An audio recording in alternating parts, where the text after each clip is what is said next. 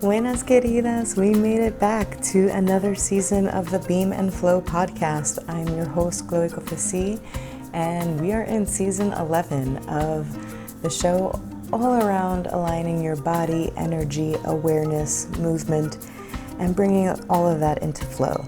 So this season, we are talking about perspective shifts, vision shifts, and we're looking at it from all kinds of angles, from the physical angle of your actual vision, from an emotional and energetic perspective. We're looking at it from how your perspective will shift as a business owner, as an entrepreneur.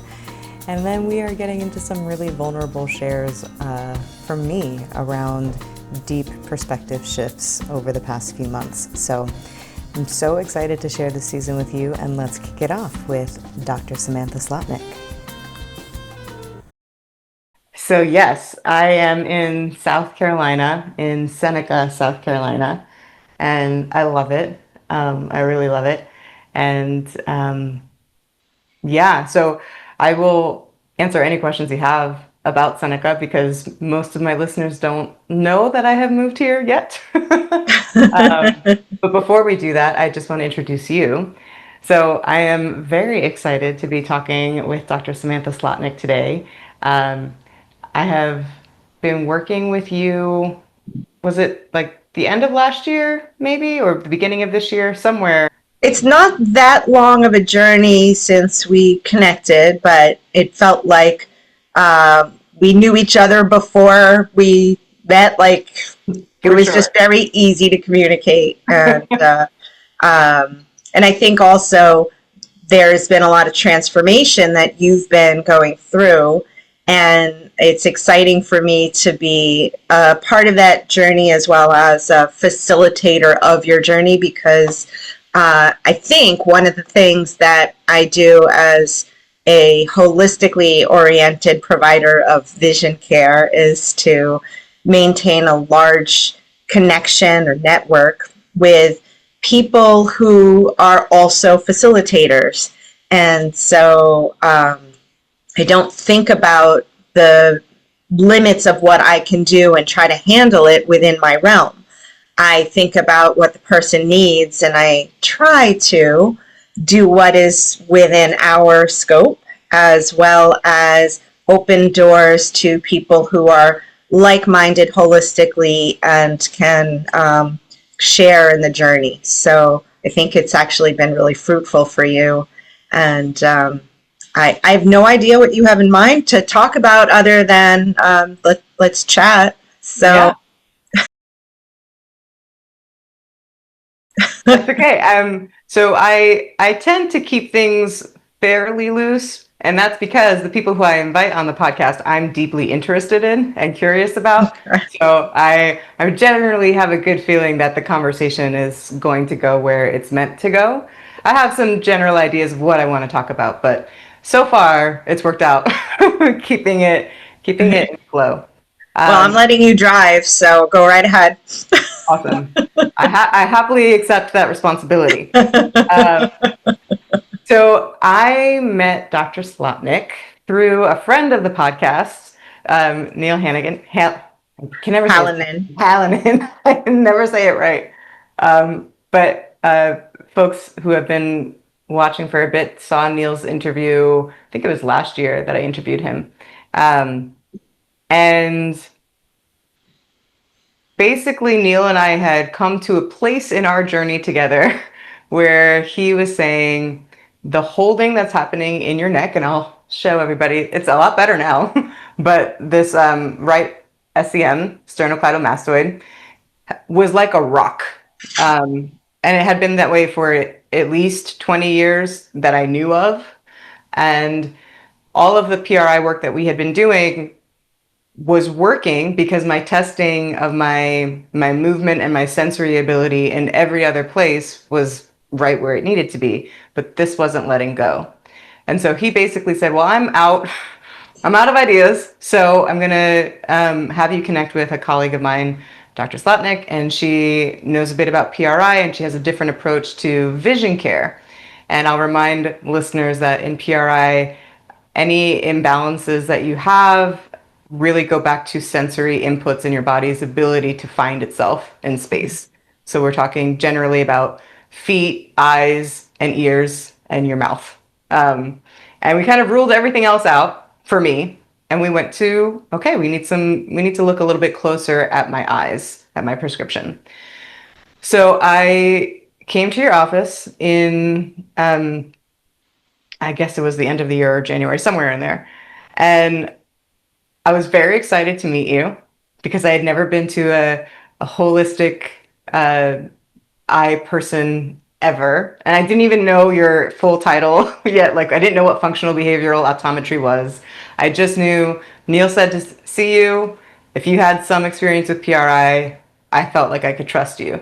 And one of the things that Neil said to tell you immediately was, tell her about your high ACE scores. She's going to be really interested in that.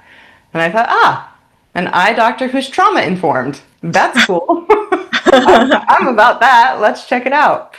And as you said, it did feel for me too like we were just an instant connection. And I would love to hear from your perspective.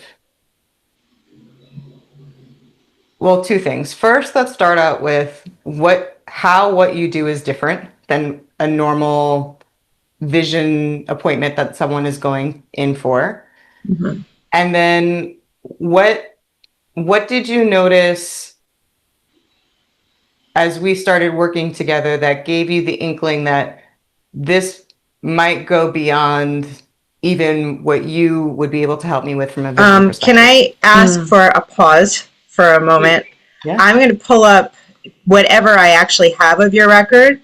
Okay. Because I don't actually think about you as a prescription or a person with eyes that's so holistic. And I don't, at this point, remember what's in your glasses, but that I could at least look up. And these are my new glasses prescribed by Dr. Slotnick. So I don't always wear the glasses when I do the interviews, but I have to today. All right. So first, let me just put this up here. And the preview screen is not working for me. It's still on the cloud. Okay. Well, it's not such a bad thing. That I have notes. I have that I wrote you a prescription in January. Hold on a moment. So the first prescription was a distance prescription. I see what I did there. And the second prescription was a near point prescription, and I wrote when ready. So is that the ones that you are saying that you just got? No, I haven't gotten those yet. Okay. The distance ones. These are the first ones. And let me just put this here. Whoops. I'm just going to quiet that one down. And I'm pulling up the eye movement tracker that we do also. So we met on December 27th. See, I was right. And I was right. Put this over here. I won't have to resize everything if it's going to participate. Oh, all right.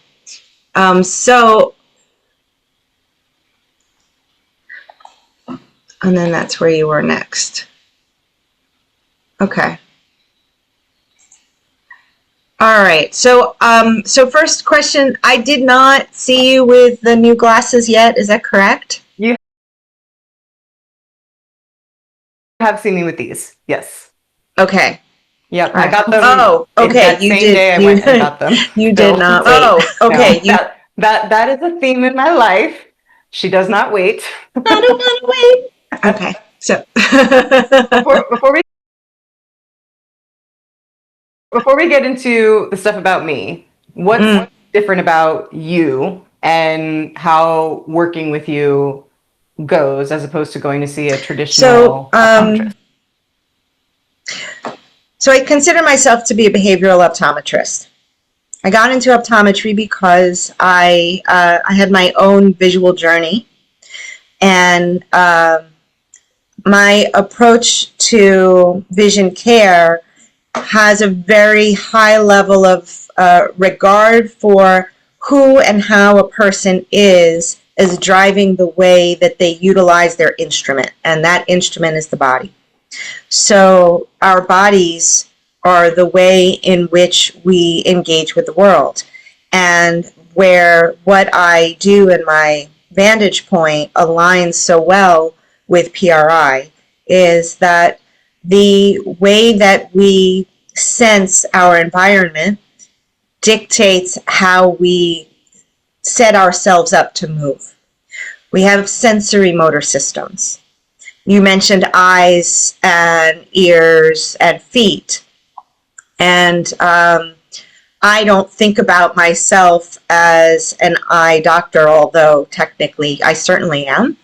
But I consider my primary organ of interest to be the brain.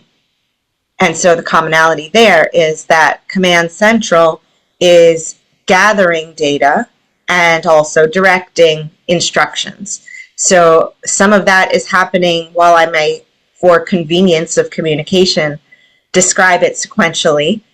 You know, you gather information and then you make a decision and then you do a thing. But in reality, we are in this reciprocal relationship with our environment constantly with input and output. You don't have time to wait and register all the input before you're already in output. And so how we move through space is very much informed by the world we perceive, and how we manage our emotions in our inner world tends to inform whether we feel safe to move openly or whether we are on alert and a little bit vigilant. So whether we use our visual field as fully available as the eyes are able to receive, or whether we parcel out most of the peripheral vision so that we just deal with the threat that's right in front of us. And if we're calling our environment or our world or whatever it is with which we're engaging a threat, that's also painting a picture rather than having, let's say, an open, wide-eyed child's view of wonder at the beauty around us. And that open curiosity and discovery that happens when we just feel safe and open to experience our world, to move in ways that we see potential in things in space. Oh, look at that hill. Wouldn't that be great to take a sled down in the winter? Look at, or look at that hill. Wouldn't it be great to feel what it feels like to ride the bike down that hill and feel the way that the air moves through us and past us and around us, and look at all the trees over there, and I wonder what that path smells like down that way. I mean, all of that opportunity that our environment creates, it's available to all of us, but it depends on how we are. So the behavioral aspects of what I do and the underpinnings of my education were very much informed by a background in psychology, and that how we cope with stress, all of that is going to be processed immediately in the way that a person engages the world visually. So, I can give you a little more in the background part of it, since I'm going all the way back there. My own visual challenges, I feel like I was actually born to do the work that I do. When I was in my last year of optometry school, we were getting to the era of technology that was revealing the axons at the back of the eye and how they're connecting. And I actually was able to see that there was a significant deficit from the center of my vision to my optic nerve on my right eye, right in that central area. So I had this, it's called hypoplastic, so underdeveloped right optic nerve. There was just, actually it kind of sounds like the way I manage life in some ways. I'm trying to squeeze all of this stuff into a small space. So you squeeze and I just go. Yeah, so I had essentially this funneled situation of trying to receive data from the right eye, and some of that central vision was less available for me than the average person, with the result that when I was quite young, everything was sort of neutral and appropriately developing. But as I got stressed because I put pressures on myself, or the pressures were put on me by what I perceived to be external factors that were probably also myself, but all of that being, I started to tamp down on the use of my visual field and make alternative organizations in my visual process. So the center vision of my right eye and the center vision of my left eye were not really matching up as well as they could. And it was okay while I had a big visual field, so everything kind of just falls into place. But when I was only using the very central details, it became very easy for things to get disorganized in the periphery. And I ended up leaning more on one eye than the other for processing information.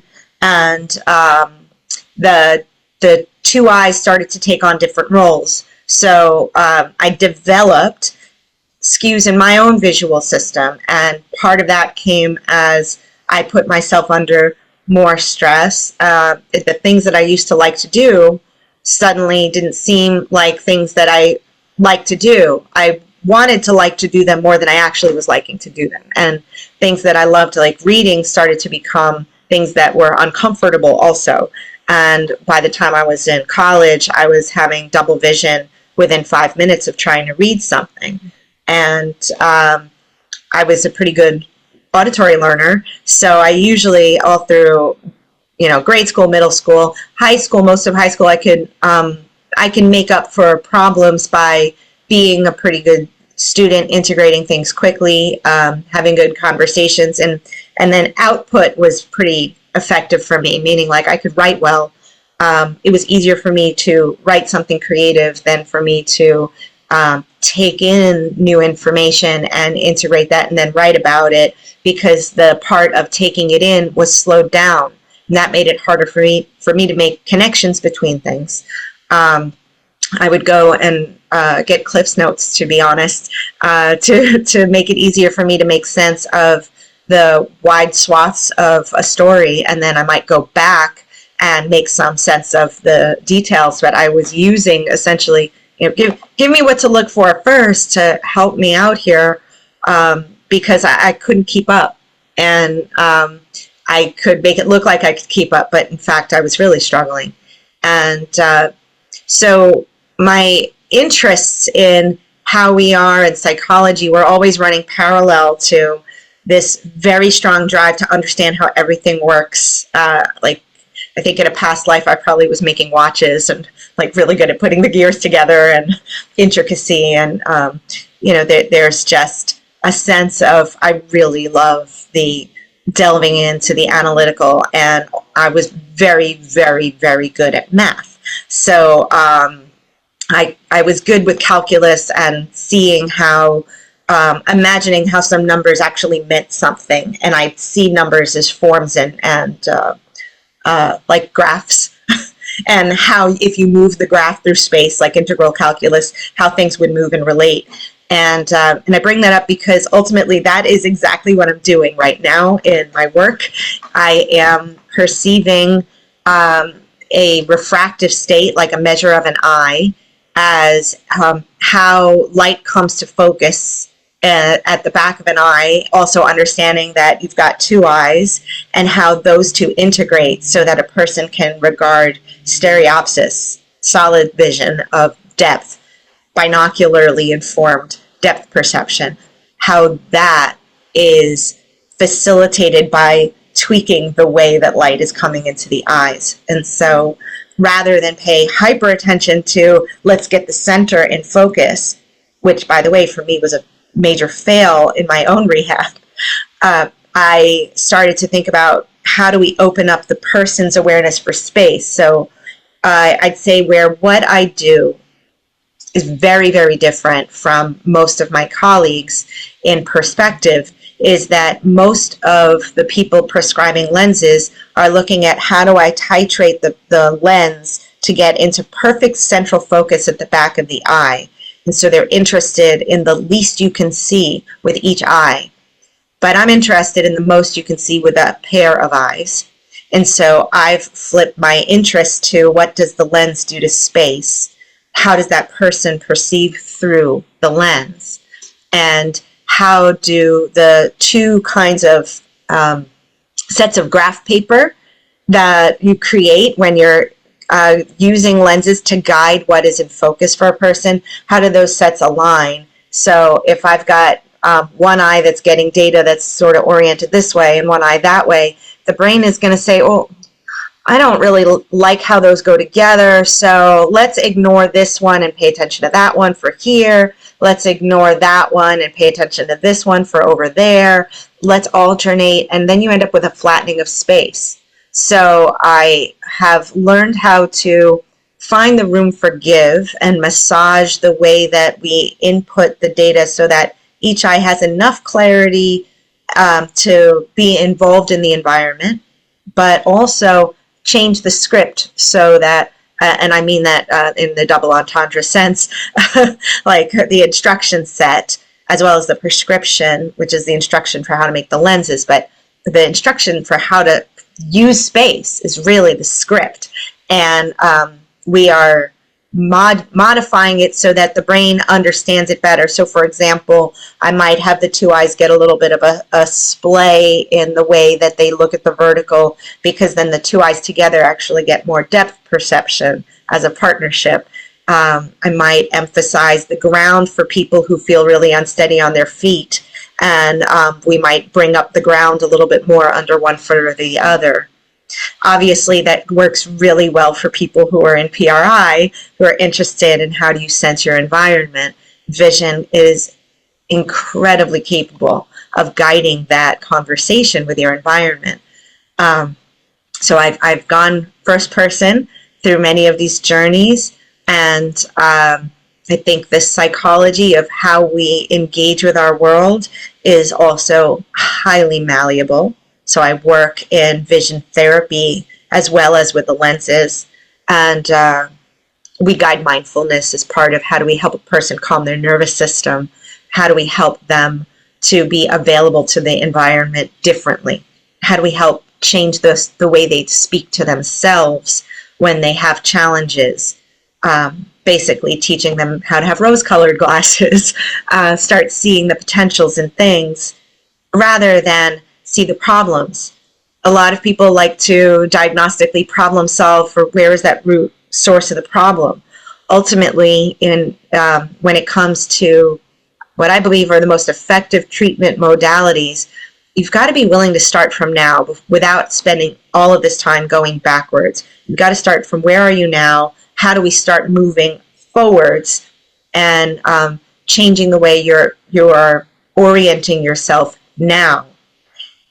You can, on your journey, go back and try to recollect some of those moments and make sense of them and let the traumas heal, integrate the problems and understand them on some deeper level. But you've got to do it while you're in motion forward. If you have to insist on, I've got to look the evil in the eye or the problem in the eye or whatever that was that set you on this path downhill, then you may end up really not knowing once you get there, how do you start climbing up? Like watching a movie, if you watch a flashback at the very beginning and then you take it all the way forward from that point in time, it doesn't feel the same as when the flashback is actually posed, not as a starting point, but really like you're already in the journey, and then that moment comes to mind where this character had this other experience and it's now coming back into the present as a memory. And now the context of that memory makes sense in a different way because you've lived this life in between. So I think it's much like you said, you can talk in all these different directions, and you have heard me just monologuing for a while. I think it's obvious at this point. Like I really don't think in terms of just eyes and lenses and seeing clearly. I'm interested in the most we can see.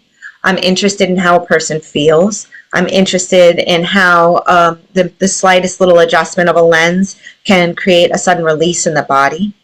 And I am wildly curious about what we're capable of doing with lenses as a passive form of therapy, because it's really exciting and rich to be able to, wow, to make a change so effectively without saying a word. So I've become this beast that I enjoy the experience, but it's also been a journey. My own journey and how that's played a role has included my own experiences with developing an eye turn where I really had constant double vision anytime I tried to read, not at the distance. Everything was kind of held together on a razor's edge of balance and imbalance. It was constantly like, wait, hold on so I can catch up. Made it very hard for me to learn by reading. I kept falling asleep on my work, so I joined study groups. I dreaded the idea of more school. I mean, I was going for a track of college that originally would be the least amount of school that I could have because I didn't want to have to be responsible for reading. And for a person to realize that that was a truth when I used to say as a kid, I love to read. I mean, it's kind of a painful thing that somewhere along the lines, I twisted my own self in such a way and pushed in such a way that I made it too hard for me to find a way back along the same path I had taken. I needed a different route. Vision therapy for me provided that route. And again, my use of lenses in the evaluation space versus my understanding of tinkering with the system in the therapy room, those inform one another.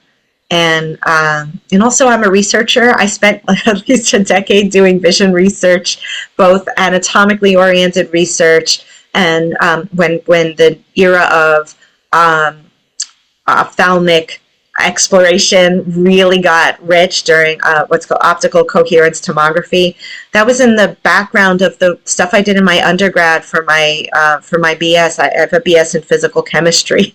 I was tuning continuous wave lasers and looking at highly excited vibrational states of water and listening to it with a microphone. And so I was doing really, really interesting, nerdy things and a lot of visualizing. So I'd say my superpower has always been this visualization that I could rely upon my mind to put things together. And my challenge has been actually occupying my own instrument, my own vehicle, and being able to set myself up to receive the information and be present. Why do we recede into ourselves? Why do we choose not to be present? Everybody has their own stories on a psychological level of the things that may take them out of being safe in the moment. And learning how to reinvest one's energy into one's physical being and feel harmonically engaged with their own biome. I mean, that is an incredible gift. So, bringing it also to you and your own journey, you sort of were asking me, what was it that you saw or noticed? And I see and notice all these things all at once. Like I said at the outset, I can only talk about them in sequence, but they're all in my consciousness sometimes in a more background way and sometimes more foreground. But we were helping you with ground, and we were, yeah. I want to pause there for a second. Yeah. Because you're helping me with ground. Yeah. And I want to set up for people how that actually happens. So we heard this really compelling story from you about your own journey into the work of perception and how that actually impacts your day-to-day life, your relationships and everything. So as a patient, when I walk in, I knew that there was going to be different because I knew if Neil was telling me to go to you, it was not going to be a typical experience. And I'm 39, so for 35-ish years, I've been seeing an eye doctor. And it has always been in a dark room, and I'm looking into some sort of screen with what feels like binoculars on my eyes.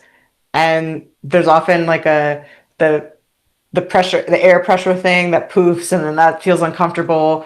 Or they do the brightness thing, and then you have to wear those stupid glasses all day. None of that happened. There was occasionally some looking at a screen, but it was not the same as a typical optometrist. Instead, there was a lot of talking. There was a lot of uh,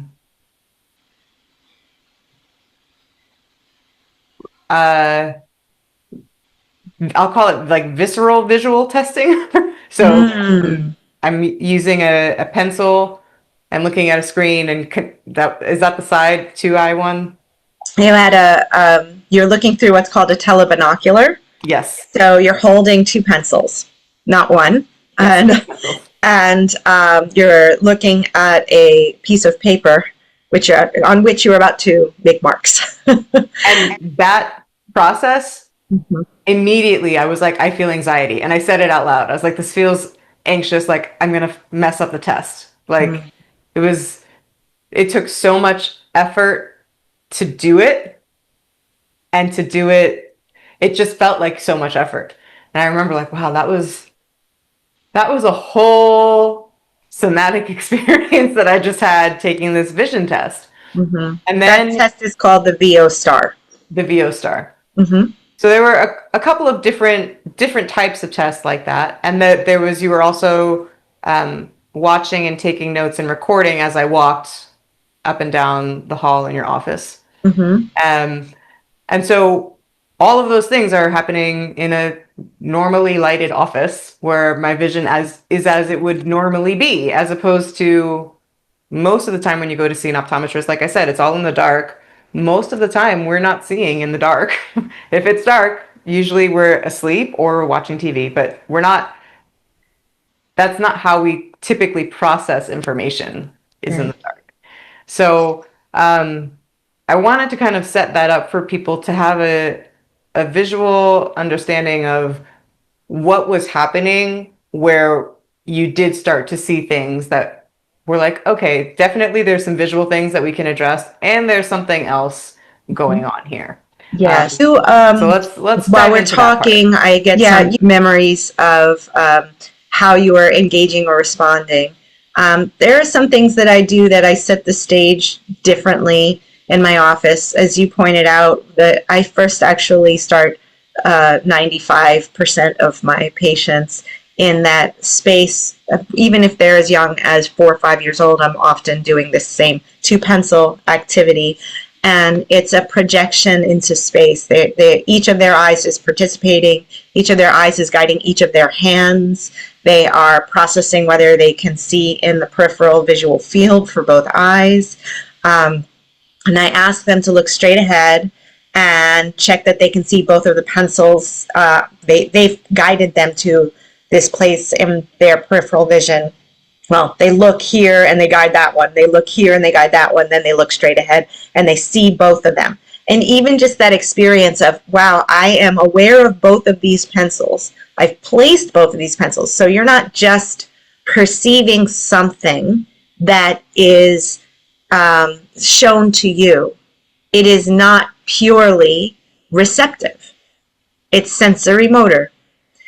I'm placing it, I'm sensing it. Where those pencils are is actually being guided by my own hands, my own arms. And it really is the body that's guiding them, because the control of those pencils optimally for this activity is backed by the shoulder blades. It's an arm, both arms are in this task. It is not, because almost everybody says, yeah, but I'm only right-handed or I'm left-handed or whatever. Like, okay, but you have 2 hands, so does everybody else. So let's get on with that. So, it's because I'm not asking you to write. There's no fine motor necessary. Just grasp the pencils and guide. And now you're grasping 2 pencils and looking straight ahead and realizing, I am not dealing with a single place in space. I'm actually processing on both sides of the field. Both sides of my body are engaged. And then you're guiding the pencils until they look like they start to touch. Now there's this moment where you've gone from processing peripheral vision to encroaching upon your central vision. And for some people, watching that happen may feel like things are closing in, closing in, closing in. It can be very disconcerting. Right in that transition zone between periphery and central, we sometimes, when we finish, see a ripple through the entire output that says, there was this emotional upheaval in the moments that we transitioned from the world out there to the world in here. So I do get a ton of diagnostic input watching a person go through this experience, and also just reading off the paper, how did they process that? Sometimes it's kind of like my version of reading tea leaves or palmistry, but it is informed by understanding the patterns that a person creates on a very nuanced level. And I'm taking that in as sort of a very four-dimensional picture of them. And I say four-dimensional because it's how they are dealing with time as well as space, the time in which they do it, what happens at different times in the experience. Some of this is done sequentially. How do they manage the sequence? How do they feel stressed, or how do they feel curious? You know, that it becomes a very different process when a person is at ease versus when a person is overwhelmed with insecurity. And a person who's developed myopia, like yourself, has a tendency to bring down the visual field and bring in space to a safer zone. That's sort of the myopic process. So that experience, what I get out of that, and then talking about that, I really have a very different idea of who is this person with whom I'm working. A couple of other major points that I would say set the stage. When I bring you into the exam room, the first test I do for 99.8% of people is the stereo test, a stereo test. So I want to know, do both eyes bring together information binocularly so that the brain is capable of taking in data from both eyes at the same time. And when I get positives on that test, in order to do those tests, so many other things need to be true. So I'm not starting with check this eye, check that eye visual acuity. In fact, I don't cover an eye for the first many tests because I don't want to disrupt the starting point of binocularity. So there is staging. Everything informs everything else. I have to sometimes modify the order of operations because nothing takes place in a vacuum. Everything is influenced by the thing that happened before. So all of the things that affect binocular or require binocular vision, I want to know before I start interfering with a person. Also, whether or not I shine a light in a person's eyes early because I want to know how their focusing system is engaged, how much blood flow are they bringing to the eye. I can see that live time when I'm asking you to read and I'm shining a little light in your eye.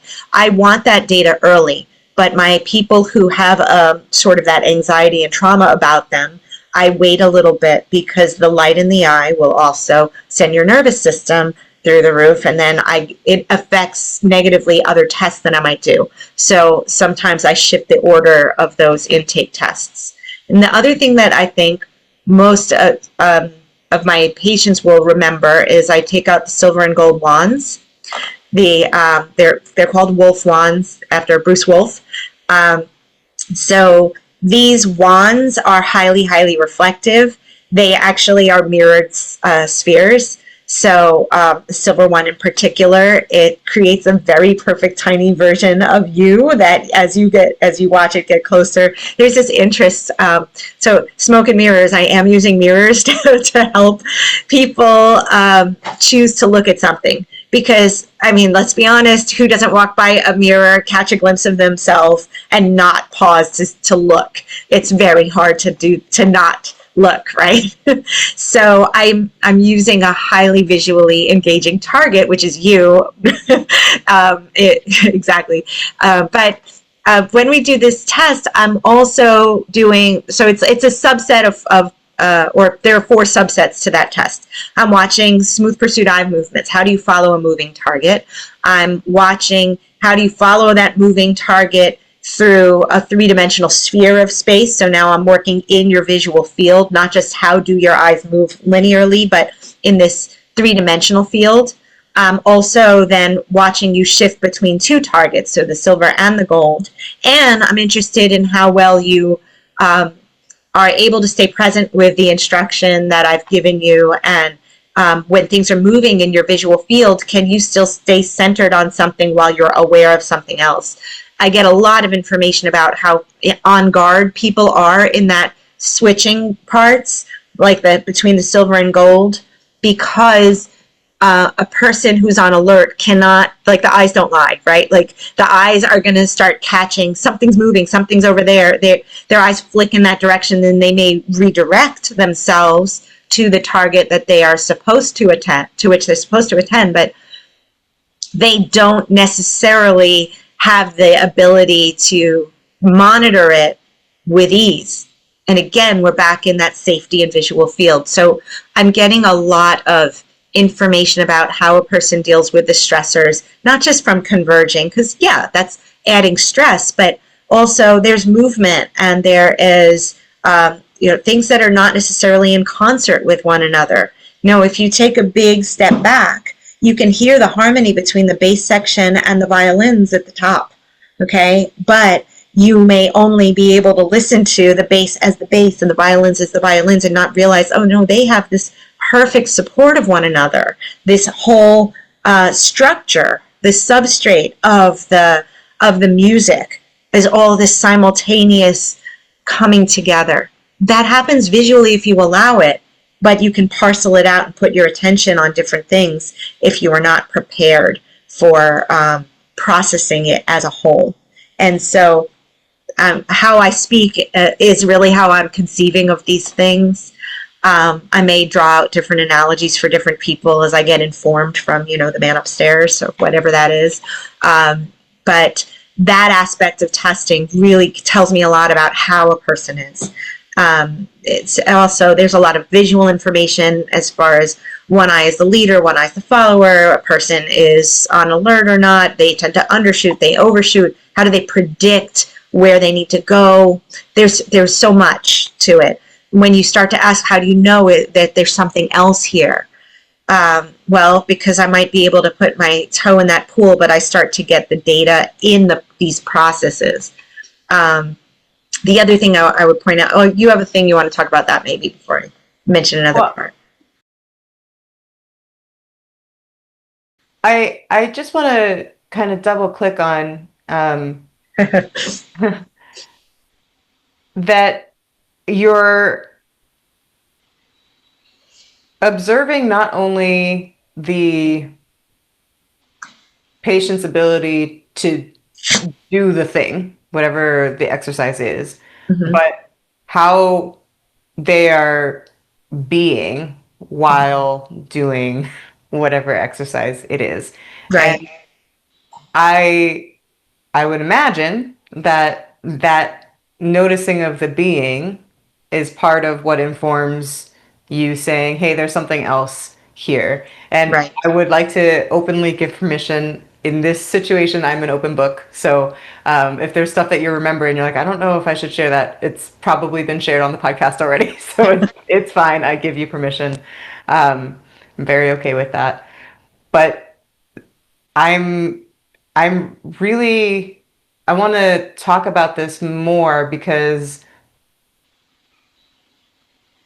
first of all, there's not a lot of, well, I will say my experience has shifted over the past 15 years, but prior to that, it was very rare for me to find practitioners who were willing to say, there's more here that I don't know, but this person will probably know. And I think you should see this person. It was a lot more of me saying, this isn't working. I need to go find someone else. Right. And so as I've stepped into my own work, both like internally and the work that I put out into the world now, I have those relationships and I am able to see different people and say, oh, I think this might help here. And I've built that network for myself. And thankfully that network is built of people who also do that. Right. So coming to see you from Neil's recommendation, I was like, okay, this is one step closer to answering this thing that I've been trying to answer for 20 years. Right. So now I've come to you. Everything you're saying makes sense to me in terms of what's going on with my vision, what might have shaped how my perception developed throughout my childhood.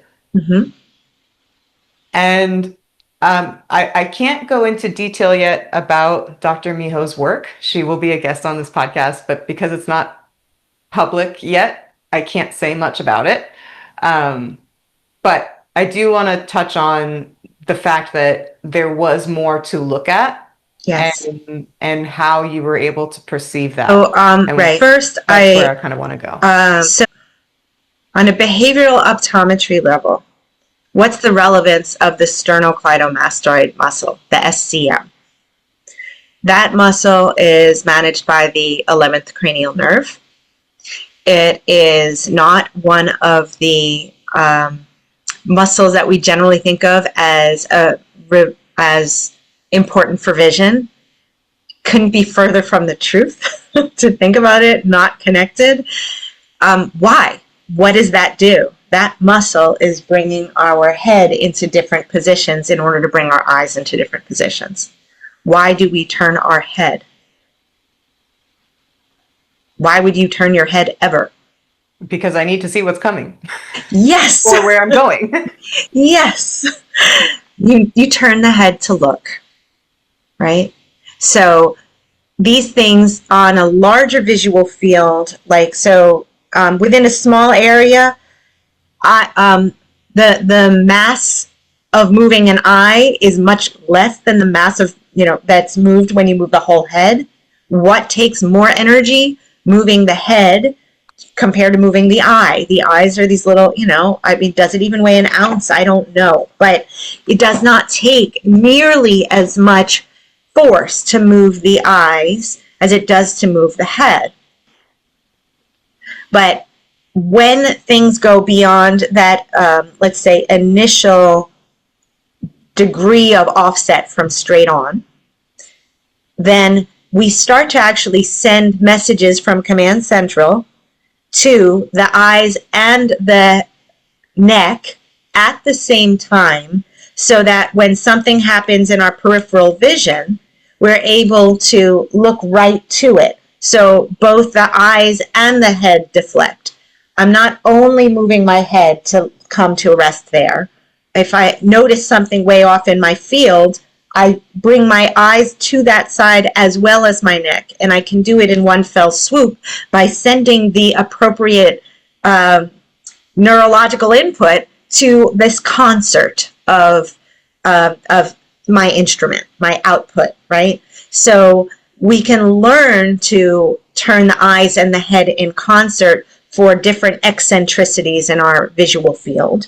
And we can open our visual field from about 180 degrees by adding the head turns to really 270 degrees easy if we've got both directions of head turn and that visual field window that moves as we move, right? How is the sternocleidomastoid not related to vision? It's about your engagement with your environment.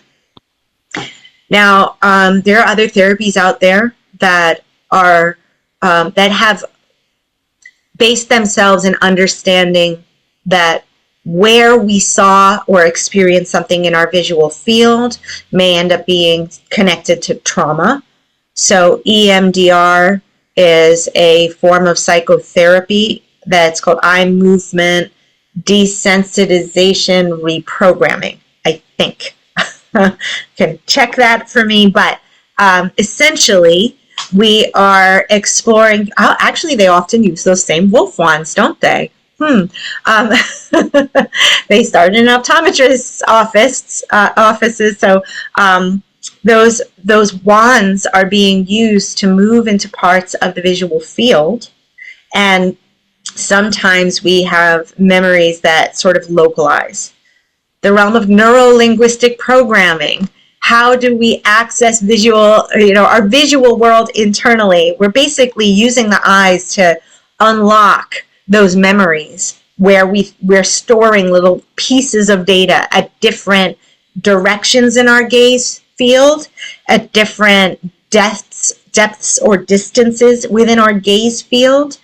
And, if you take your two-dimensional panel of whatever's on your dry erase board, for example, you imagine you've got this infinite number of them that go back in all these different, in this full array around you, from you as like your polar coordinate center. I told you I think math, but like you are at the center of your world, and that becomes the consistent I within I as in me, not I as in I. That's the I center of how we engage with our world, our treasure trove of memories. There are other kinds of realms that look at using that visual gaze. I have colleagues that work in an area called brain spotting for trauma-informed therapy that includes using the eyes to unlock different parts of the field and memories that we kind of house there. So when we're engaging this sternocleidomastoid, we are either trying to move towards or move away from something. And for it to be that rock hard iron that I palpated to feel what is really going on here, because I wanted to see, first of all, what are you holding this for a visual reason? Conversely, is your holding of this for a non-visual reason creating a new visual pattern? Mm-hmm. Are they creating each other? And you're probably in that third component, right? So somewhere along the lines, you were driven into certain postures.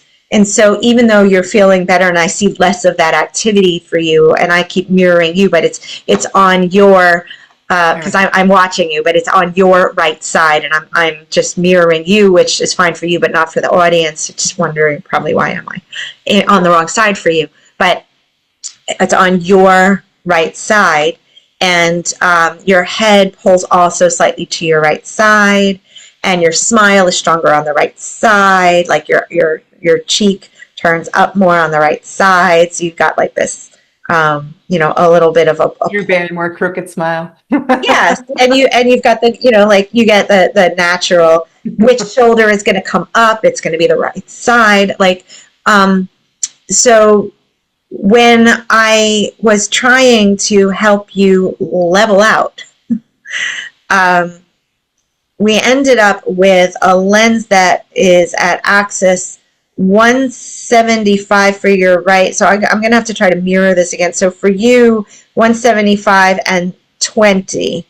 But I can't really push you up on that side so much.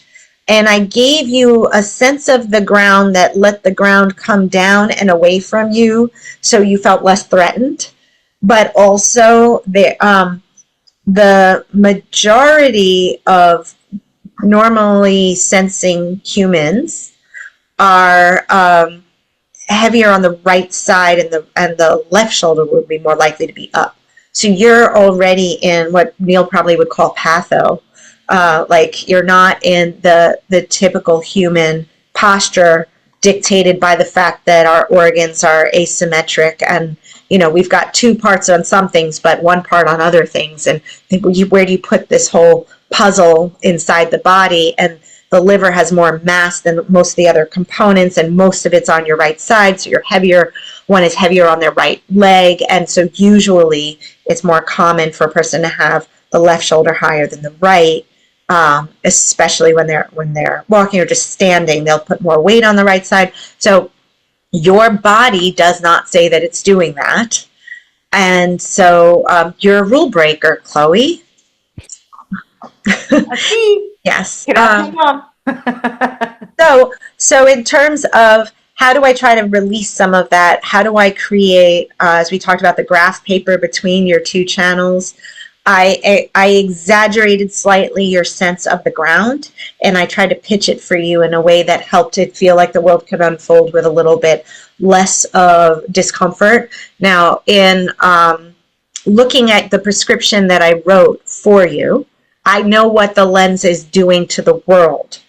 But I don't actually recall your actual measurements, and I decided I was not going to check before I left, and I don't have those records available to me here, and in part because I didn't want to over dissect you or put that into my consciousness. I just wanted to be present for whatever you wanted to drive.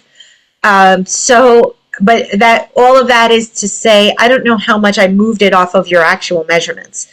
And also, worth your audience hearing, I'm taking the same kind of data points that other optometrists take. Some of them I take some extra data points, obviously, and some other information that's coming up, but I still am taking refractive data. I'm taking some of that in similar ways, some of it in dissimilar ways, but I still have those data points. Yeah. Those are data points that I simply interpret differently. And in fact, the one prescription that I know I am not writing on that final pad is whatever I measured. Because whatever you measured tells me about your past. And if I give you whatever was the measurement of your past, I am marrying you to that past. I'm holding you there. I'm fixing you in the past, and I'm making you basically reinvent the same storyline in order to get to your next moment. If I want to move you towards a space in the future, I need to write a new potential for you to be able to open space and move into it. I cannot write the prescription that I measure for a person and expect them to make progress. The only thing I can do when I write the prescription that I measure is tie a person down to what they've done and expect that they're going to repeat the pattern that they've done. They may see more clearly in that moment, but they are likely, especially for myopes, to need more power within the next 3, 6, 9 months.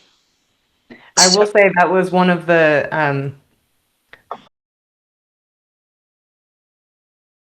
more surprising.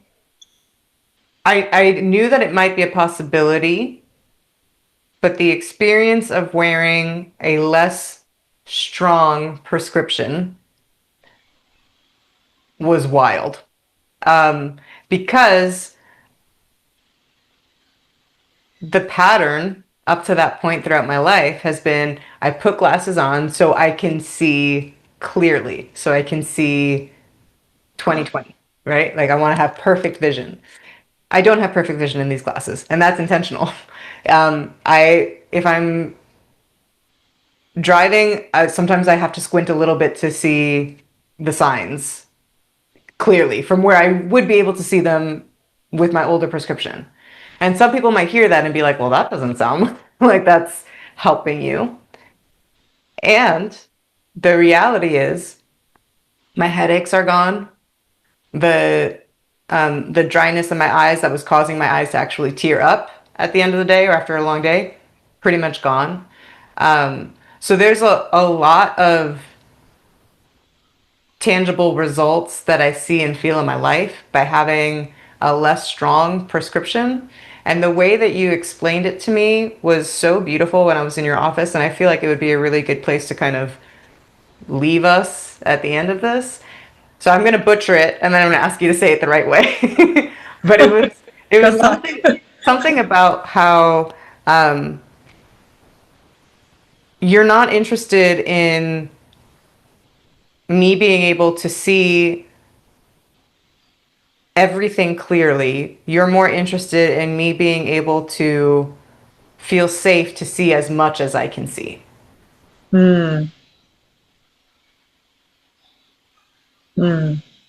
There's that safety. I love that I brought that through for you because, as you said at the outset, you've got this high ACEs score, and trauma has informed so much of your responses and how you utilize your instrument, your body. And an important thing for you is to feel safe. So it's not the language I use for everybody. And it does kind of underline and validate the when I'm in the process of working with a person for a person, I feel as though I'm a medium using the optometric knowledge I have and my intuitive abilities and my extrasensory perceptions, like beyond the simple seeing or feeling. There's a lot of sensing, and I'm aware of the field around a person, and it's not something I see. It's more something I sense, but I can sense it through my eyes. I can sense it through my hands. I can sense it through my own sort of just being.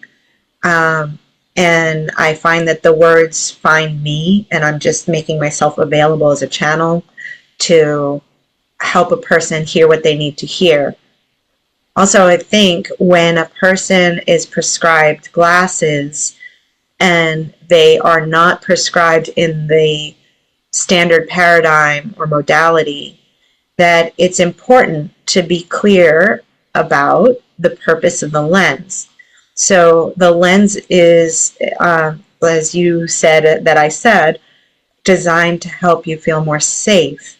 So you feel like you're more available for knowing that things are coming. And that when a person's peripheral awareness is open, they get a time buffer. They're able to sense things in advance at a longer period. So you said you have to squint to see a sign clearly, and then you added at the distance at which I would have seen clearly with the other lens. Squinting tends to drive up the myopia, so I'm hoping that you don't actually feel the cue to squint very often, or you just allow it when you're driving. You notice things as you need to see them. And that's one of the things, like it gives you that feeling of buffer and then time to perceive in the time available. And there were limits on how much we could use the lens to move your head, because you still had this thing that was responding but not done. Mm-hmm. And so, yes, to give you the layup to your work with Dr. Miho Urasaka, who is a doctor of physical therapy who's trained in counterstrain.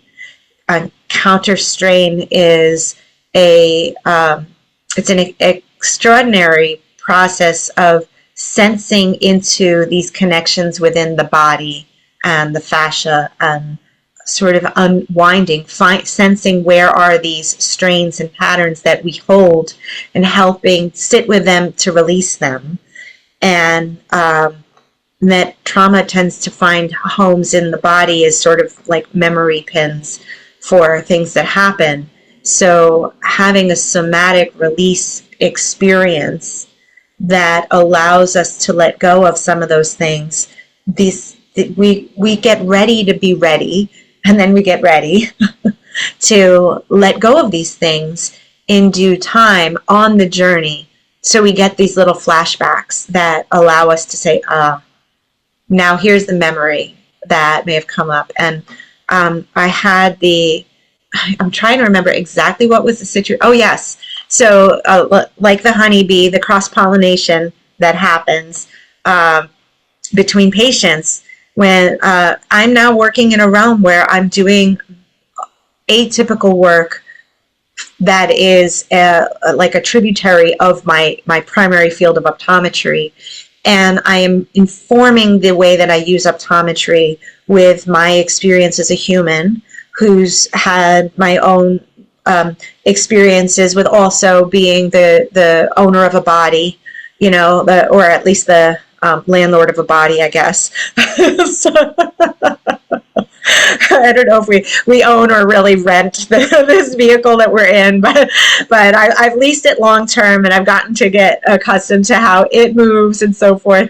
And I inform how I help people with all of that knowledge. And so I get to see other people who are working with similar people in their realms, and then I get called up to facilitate others. So you are seeing Dr. Miho because somebody who had seen Dr. Miho and other people was ultimately sent to me.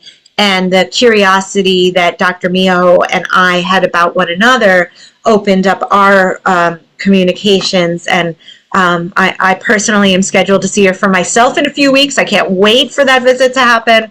But I am really grateful that I have my own vehicle and instrument, that I get to have some of my own first-person experiences. So my network is broadened not just because I had a conversation, but because I'm willing to walk into those rooms and be a person who receives treatment and guidance and input from other brilliant people who are opening up their skills.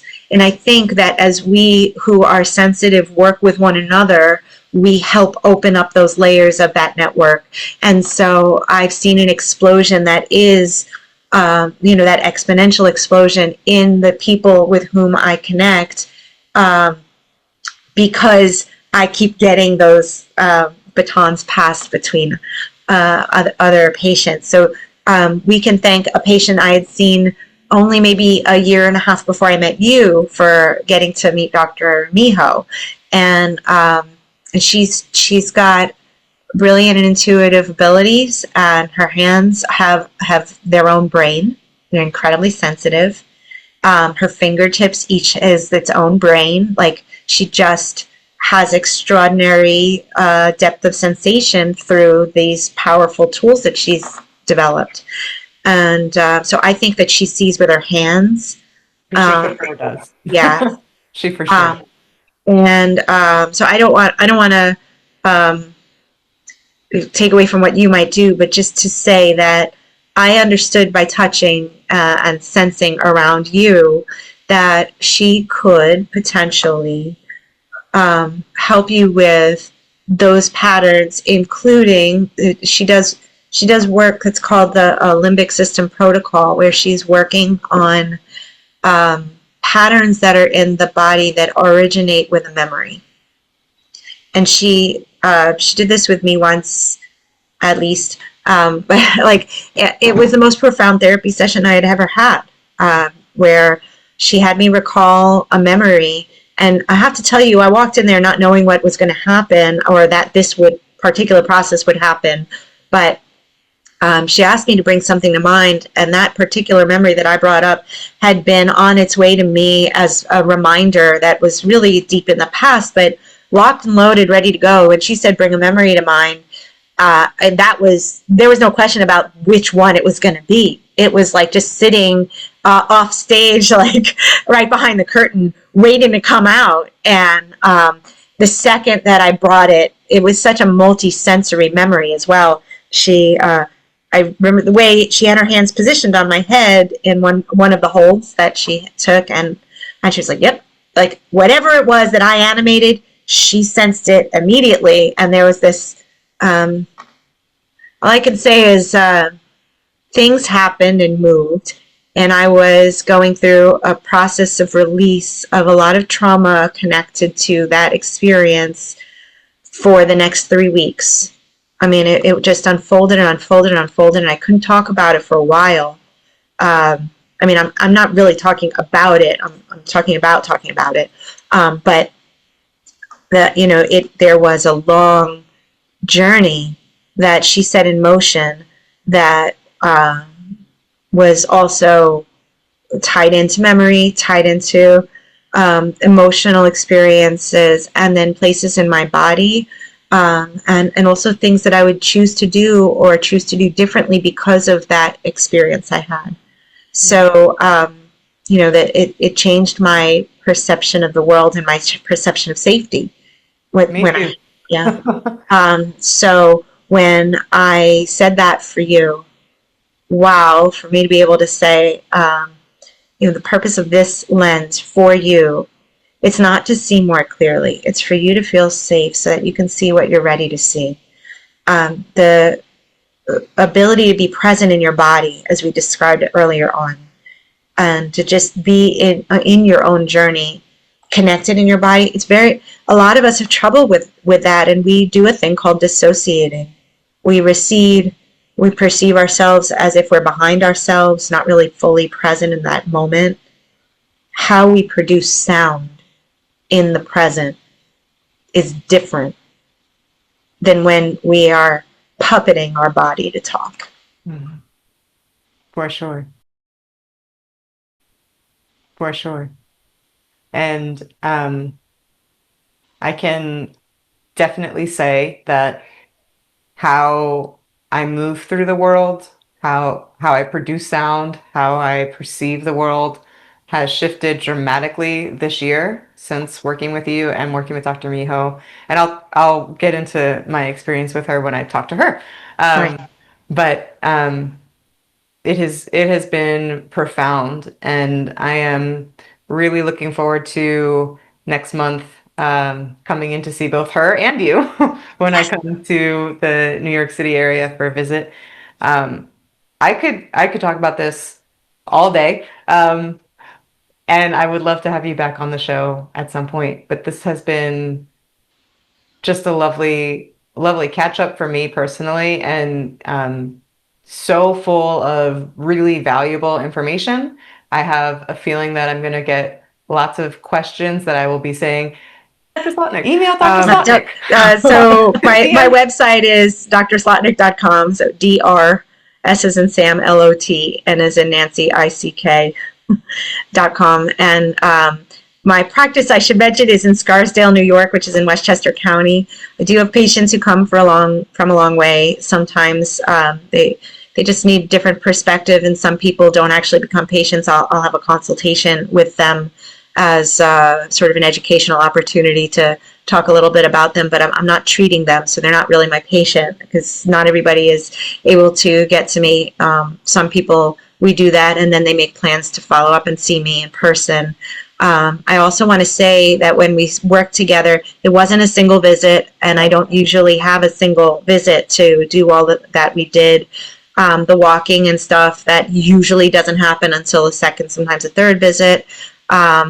That there are things that I was watching when it comes to how do you move your eyes to gather information, and how do they work together, and sort of some of the therapies that we do, we get to explore sort of the visual tendencies, but also personality differences between right side and left side, and like there really can be different personalities. And I in vision therapy, a lot of the work that we do is kind of like a marriage counselor for wayward eyes.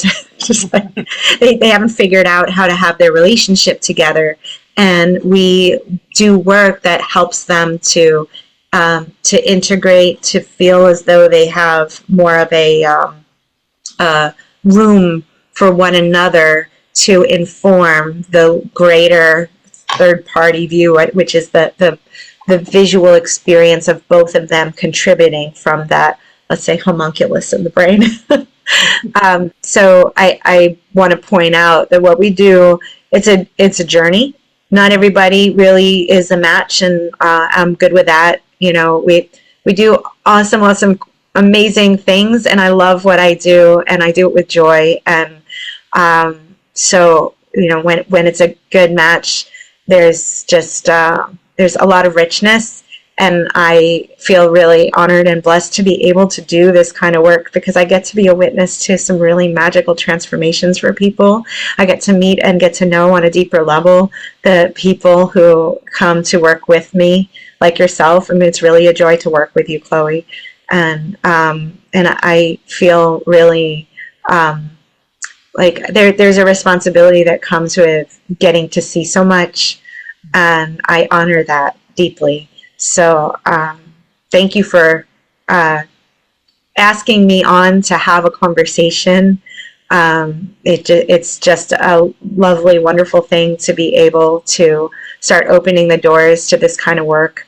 And also, while I'm talking a bit about how to access me, there are professionals out there who want to do this kind of work, and I've started to put, since so I presented in March of this year at Great Lakes Optometric Congress, a lot of the work I'm doing with lens-based postural therapy, where it is that moving and walking and changing lenses.